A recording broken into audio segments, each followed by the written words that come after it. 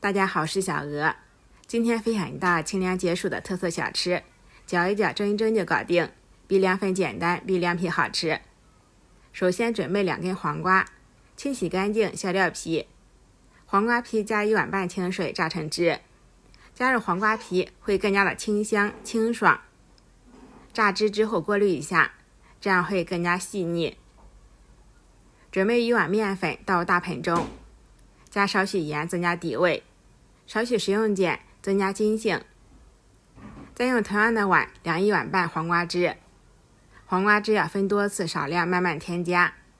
先搅拌成非常粘稠的面糊，面糊多搅拌一下，这样会更加细腻没有颗粒，同时成品会更加的筋道 Q 弹。剩下的黄瓜汁我们分2次加入，每一次都要搅拌至完全吸收。最后搅好的状态大约像老酸奶一样，勺子倒扣直线下滴，同时面糊可以挂在勺子上。搅拌好盖上盖，醒面10分钟。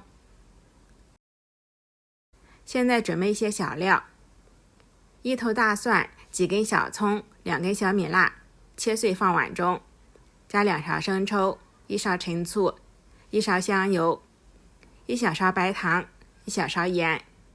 搅拌均匀，我们的料汁就调好了。提前把水烧开，放入盘子，刷油防粘。面糊食用之前，我们再次搅拌一下，把沉淀到下方的都搅拌上来。舀1勺面糊倒入盘中，薄一些会更加柔软，厚一些会更加的筋道。上面还可以再加2根筷子，这样可以多蒸1层，会更加节约资源。水开上锅，大火蒸10分钟，时间到后直接开盖。成品颜色非常的惊艳，碧绿碧绿的，看起来就特别清爽。稍微冷却一下即可脱模，非常的 Q 弹筋道。这种做法是山西平遥地方特色小吃，它的名字叫做碗托，非常受欢迎。加入黄瓜皮会更加的清爽。切成细条，拌上凉拌汁，筋道有嚼劲，酸辣开胃，清凉解暑，真的超级好吃，强烈推荐朋友们试下哦。